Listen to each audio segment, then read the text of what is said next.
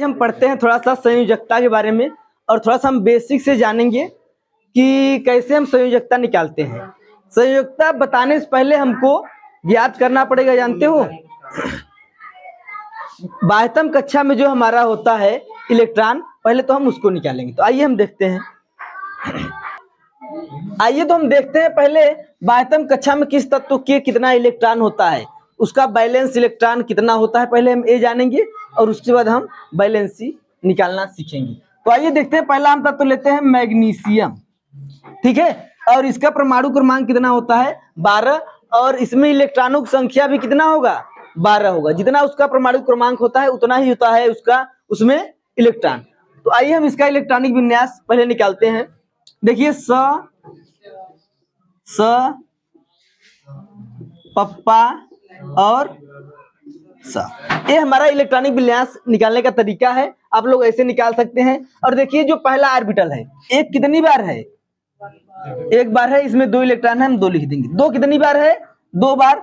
दोनों 2 में इलेक्ट्रॉन कितने हैं 8, दोनों को मिला करके। तो दूसरी कक्षा में कितने इलेक्ट्रॉन होंगे 8, और 3 एक बार है और इसमें 2 इलेक्ट्रॉन है तो 2, यानी कि जो हमारा देखिए इलेक्ट्रॉन, मान लीजिए हमारा परमाणु है और इसके चारों बगल ये होते हैं ऑर्बिटल, कक्षाएं होती हैं। जो हमारा पहला कक्षा है इसमें 2 इलेक्ट्रॉन भरे जाएंगे, और जो हमारा दूसरा कक्षा है इसमें 8 इलेक्ट्रॉन हम भर देंगे, 8 इलेक्ट्रॉन। और जो आउटर ऑर्बिटल है जिसको हम बाह्यतम कक्षा कहते हैं, इसमें 2 इलेक्ट्रॉन हम भरेंगे, ठीक है। यही है हमारा बाह्यतम कक्षा, इसमें 2 इलेक्ट्रॉन हम भर दिए, ठीक है।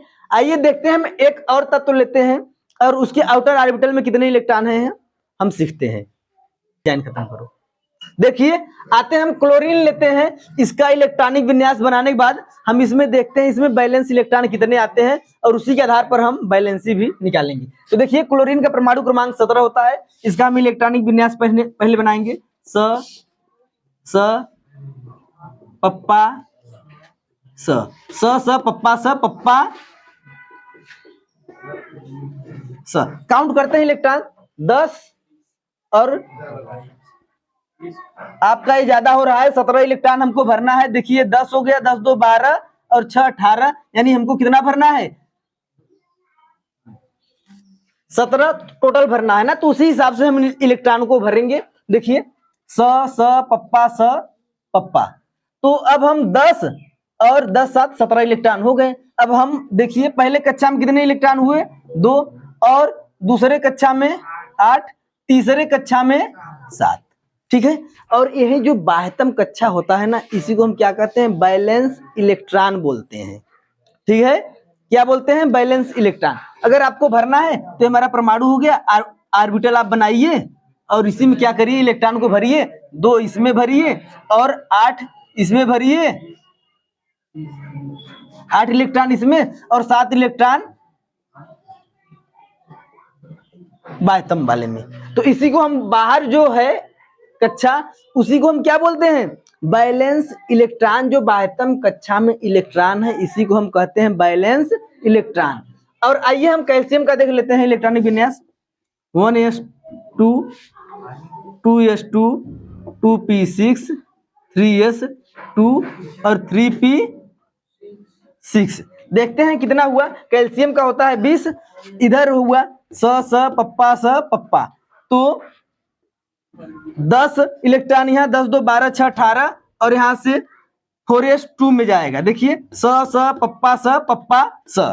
अब हमारा टोटल हो गया एक कक्षा पूर्ण 20 इलेक्ट्रॉन हमको भरना था, 20 इलेक्ट्रॉन भर दिए। अब इसमें हमारा बैलेंस इलेक्ट्रॉन जो बाह्यतम कक्षा में होता है उसी को हम क्या कहते हैं बैलेंस इलेक्ट्रॉन कहते हैं। हमारा 2 हुआ, एक बार है इसलिए 2, और 2 कितनी बार है 2 बार, तो यहाँ पर हुआ 8। 3 कितनी बार है 2 बार है, तो 6 2 8, इसका इलेक्ट्रॉन जोड़कर लिखेंगे हमारा 8, और 4 एक बार है तो इसमें 2 इलेक्ट्रॉन है। तो बैलेंस इलेक्ट्रॉन कितने हुए इसमें 2 हुए, ठीक है। अब इसी बैलेंस इलेक्ट्रॉन के आधार पर हम सीखेंगे बैलेंसी, ठीक है। जो बाह्यतम कक्षा में इलेक्ट्रॉन होते हैं उसको हम क्या कहते हैं बैलेंस इलेक्ट्रॉन कहते हैं। आइए अब हम बैलेंसी सीखते हैं।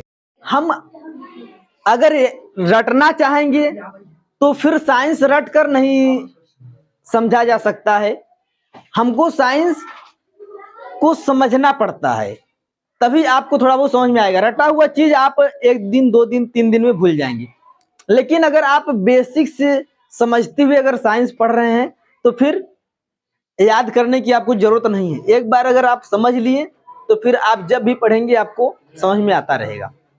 देखिए संयोजकता कहते हैं किसको है, करे किसी भी तत्व की संयोजकता उस तत्व के द्वारा ग्रहण की गई या त्यागी गई इलेक्ट्रॉनों की संख्या को कहते हैं। कोई भी तत्व कितना इलेक्ट्रॉन ग्रहण करता है या तो फिर कितना त्यागता है, उसी के ऊपर डिपेंड करता है हमारा संयोजकता। तो कोई भी तत्व इलेक्ट्रॉन को ग्रहण करता है या तो फिर त्यागता क्यों है, ये हमारे मन में प्रश्न आ रहा है कि कोई भी तत्व इलेक्ट्रॉन को त्यागता क्यों है और ग्रहण क्यों करता है। देखिए अभी तक जितने भी हम पढ़े हैं 118 तत्व के बारे में जानते हैं, और उन 118 तत्वों में हमारे 6 तत्व ऐसे हैं जो कि स्टेबल हैं, अक्रिय हैं, निष्क्रिय हैं, यानी वो क्रिया नहीं करते हैं। उनका जो आउटर ऑर्बिटल होता है वो क्या होता है, पूर्ण होता है। ठीक है, केवल हीलियम को छोड़ करके बाकी जितने भी 5 तत्व हैं, ठीक है, वो उनके आउटर ऑर्बिटल में कितने इलेक्ट्रॉन हैं, 8 हैं। ठीक है, तो सभी निष्क्रिय जितने तत्व हैं, कितने हैं निष्क्रिय तत्व,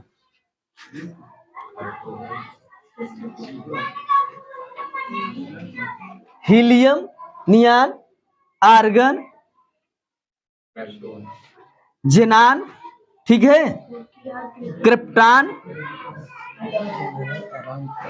और एक हमारा है रेडान। देखिए हीलियम, नियान, आर्गन, जेनान और क्रिप्टॉन, और ठीक है, यही हमारे ऐसे तत्व हैं जो कि निष्क्रिय हैं, और इन 6 को छोड़ करके बाकी जितने भी तत्व हैं, ठीक है, वो क्रिया हमारे करते हैं, उसका हम संयोजकता निकाल सकते हैं।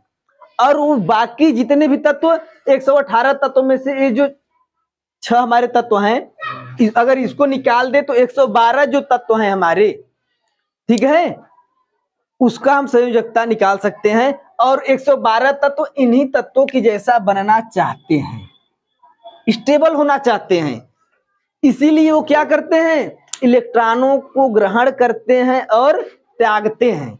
वो भी इसके जैसे क्या होना चाहते हैं, स्टेबल होना चाहते हैं, पूर्ण होना चाहते हैं, इसलिए वो इलेक्ट्रॉनों को त्यागते हैं और ग्रहण करते हैं।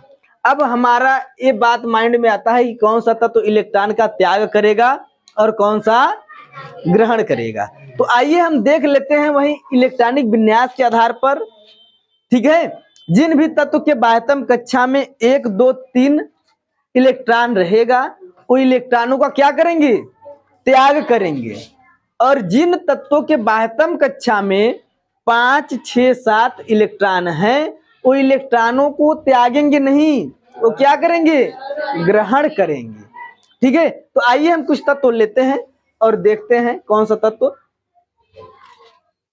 देखिए हम कुछ तत्व यहाँ पर लिए हैं और इसका हम संयोजकता निकालेंगे। आप लोग एक पॉइंट नोट कर लीजिए कि जितने भी निष्क्रिय तत्व होते हैं, नोबल गैसेज, ठीक है, यानी कि जो स्टेबल हैं, उसका संयोजकता कितना होता है, 0 होता है। ठीक है, जितने भी निष्क्रिय तत्व हैं उसका संयोजकता 0 होता है। और जितने भी धातु हैं, धातुओं की संयोजकता कितनी हो सकती है, 1 2 3 हो सकती है। और अधातुओं की संयोजकता 5 6 7। इसको पॉइंट आप नोट कर लीजिए। और आइए हम निकालते हैं। देखिए एल्युमिनियम, एल्युमिनियम का आप इलेक्ट्रॉनिक विन्यास बनाएंगे। ठीक है, तो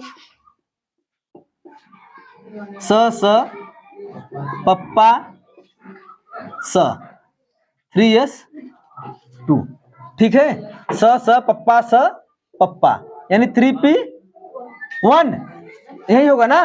देखिए स पप्पा स पप्पा, तो ऐसे आप कर सकते हैं। इसके आउटर ऑर्बिटल में कितने इलेक्ट्रॉन हैं, आप यहां से देख सकते हैं 2 8 और 3। तो देखिए ये हमारा क्या है, हम बताएं जो धातु है उसके आउटर ऑर्बिटल में, इसमें बैलेंस इलेक्ट्रॉन कितना है 3, इसके आउटर ऑर्बिटल में जो इलेक्ट्रॉन है कितना है 3 है। बैलेंस इलेक्ट्रॉन भी यहाँ पर 3 होगा और इसका बैलेंसी भी कितना होगा 3 ही होगा। ठीक है, ये 3 इलेक्ट्रॉन को त्याग सकता है। समझ में आया कि नहीं? तो इसलिए इसमें जो आउटर ऑर्बिटल में इलेक्ट्रॉन होते हैं उसको हम बैलेंस इलेक्ट्रॉन कहते हैं। समझ में आया कि नहीं? और ये जो डोनेट करेगा 3 इलेक्ट्रॉन को त्याग सकता है स्टेबल होने के लिए। देखिए अगर ये 3 इलेक्ट्रॉन को बाहर निकाल दिया तो अब ये बाह्यतम कक्षा में कितने इलेक्ट्रॉन हो गए 8 इलेक्ट्रॉन हो गए, तो ये अपने आप को स्टेबल महसूस करेगा ना। ठीक है, तो ये अपने आप को निष्क्रिय महसूस करेगा, तो इसलिए इसका संयोजकता कितना हुआ 3 और संयोजी इलेक्ट्रॉन 3। सोडियम का निकालते हैं बैलेंस और बैलेंसी। तो देखिए सोडियम का अगर हम इलेक्ट्रॉनिक विन्यास अगर हम बनाए तो स पप्पा 1 होगा। ठीक है, क्योंकि इसका आप काउंट करिए 2 6 8 2 10 और 1 11। ठीक है, तो अगर इसमें हम भरना चाहेंगे तो 2 8 और 1। ठीक है, तो बैलेंस इलेक्ट्रॉन कितना हुआ 1 और बैलेंसी भी कितना होगा 1। तो सोडियम का बैलेंस और बैलेंसी दोनों कितना होगा 1। बैलेंस इलेक्ट्रॉन जो आउटर ऑर्बिटल में इलेक्ट्रॉन होते हैं, जो बाह्यतम कक्षा में इलेक्ट्रॉन होते हैं, उसको हम क्या कहते हैं बैलेंस इलेक्ट्रॉन। और अगर 1 2 3 अगर इलेक्ट्रॉन है तो बाह्यतम कक्षा में हम उसको क्या कहेंगे धातु। ठीक है, यहाँ पर हमारा बैलेंसी भी कितना होगा 1 होगा और बैलेंस इलेक्ट्रॉन भी 1 ही होगा। आइए हम चलते हैं क्लोरीन पर। क्लोरीन का इलेक्ट्रॉनिक विन्यास अगर हम बनाएं स पप्पा स पप्पा स पप्पा 3p कितना होगा ये 10 2 12 और 5 17। ठीक है, तो अगर हम पहला कक्षा में 2 इलेक्ट्रॉन और 2 2 बार है तो इसका इलेक्ट्रॉन जुड़ेगा 8 और ये 3 2 बार है इसका इलेक्ट्रॉन जोड़ेंगे तो कितना हो जाएगा 7। अब यहां से थोड़ा सा आप लोग दिमाग लगाइए, बैलेंस इलेक्ट्रॉन तो हमारा होगा कितना बाह्यतम कक्षा में 7 इलेक्ट्रॉन है, बैलेंस इलेक्ट्रॉन 7 और लेकिन इसका बैलेंसी इसको इलेक्ट्रॉन ये त्यागेगा नहीं, 7 इलेक्ट्रॉन त्यागेगा नहीं। ये क्या करेगा अगर 1 इलेक्ट्रॉन इसको दे दिया जाए तो इसका ऑर्बिटल हो जाएगा पूरा, मतलब कि ये भी स्टेबल हो जाएगा। तो इसमें बैलेंसी जो होगा 1 होगा और बैलेंस इलेक्ट्रॉन कितना होगा 7 होगा और बैलेंसी 1, क्योंकि 1 इलेक्ट्रॉन इसको चाहिए। ठीक है, अगर इसमें 5 बाह्यतम कक्षा में इलेक्ट्रॉन होता तब इसमें बैलेंस इलेक्ट्रॉन 5 और बैलेंसी इसको चाहिए कितना 3, तब बैलेंसी कितना होता 3 होता। ठीक है, आइए देखते हैं मैग्नीशियम का, देख लेते हैं स पप्पा स। ठीक है, तो देखिए 2 8 और बाह्यतम कक्षा में कितना हुआ 2 इलेक्ट्रॉन, तो बैलेंस इलेक्ट्रॉन कितना है 2 और बैलेंसी भी ये 2 आराम से त्याग सकता है। ठीक है, तो बैलेंस और बैलेंसी दोनों यहाँ पर कितना होगा 2 होगा। अब आप लोगों के मन में ये होगा कि कितना रहेगा तो त्यागेगा और कितना रहेगा तो ग्रहण करेगा। तो आप लोग एक बना लीजिए लिस्ट कि अगर 1 2 3 इलेक्ट्रॉन है तो वो त्याग करेगा, तब उसका बैलेंस और बैलेंसी दोनों 1 2 3 ही होगा। लेकिन अगर 5 6 7 अगर ये इलेक्ट्रॉन है 5 6 7 तो हमारा जो बैलेंस इलेक्ट्रॉन होगा वो तो 5 6 7 ही होगा। लेकिन अगर बैलेंसी अगर 5 इलेक्ट्रॉन है तो बैलेंसी कितना होगा 3, अगर 6 इलेक्ट्रॉन है तो बैलेंसी कितना होगा 2, अगर 7 इलेक्ट्रॉन है तो बैलेंसी कितना होगा 1, अगर 4 इलेक्ट्रॉन है तो बैलेंस इलेक्ट्रॉन 4 और बैलेंसी भी 4 ही होगा। मात्र एक ऐसा हीलियम ऐसा तत्व है जिसके बाह्यतम कक्षा में 2 इलेक्ट्रॉन होते हैं और उसकी कक्षा पूर्ण माना जाता है और उसका संयोजकता कितना होगा, 0 होगा। और बाकी जितने भी स्टेबल तत्व हैं सभी के बाह्यतम कक्षा में 8 इलेक्ट्रॉन होते हैं और उसका ऑर्बिटल हमारा जो होता है ऑर्बिटल में, बाह्यतम ऑर्बिटल में 8 इलेक्ट्रॉन होते हैं और उसका संयोजकता कितना होता है, 0। अगर बैलेंस इलेक्ट्रॉन कहे तब हम कितना कहेंगे, स्टेबल वाले तत्वों में 8, ठीक है। और बैलेंसी कहे तो 0। बैलेंस इलेक्ट्रॉन कहें तब कितना बताएंगे, 8, और बैलेंसी कहे तो 0 कहेंगे। आइए हम देखते हैं ऑक्सीजन का भी बैलेंस और बैलेंसी निकालते हैं। 1s2 2s2 2p कितना होगा, 4, क्योंकि हमको 8 ही भरना है ना। तो देखिए ये 2 हो गया और ये जुड़ेगा कितना हो गया, 6। तो बैलेंस इलेक्ट्रॉन इसमें कितना हुआ, 6, और बैलेंसी कितना होगा, 2 होगा। बैलेंसी 2, क्योंकि 6 अगर बाह्यतम कक्षा में इलेक्ट्रॉन है तो उसकी बैलेंसी कितना होगा, 2। Balance electron 6, valency 2। शायद आप लोगों को बैलेंस इलेक्ट्रॉन और बैलेंसी अब आप लोगों को एकदम ढंग से समझ में आ गया होगा। और इसके आगे जो भी हैं थोड़ा सा और एक वीडियो बैलेंस और बैलेंसी पर हम बनाएंगे।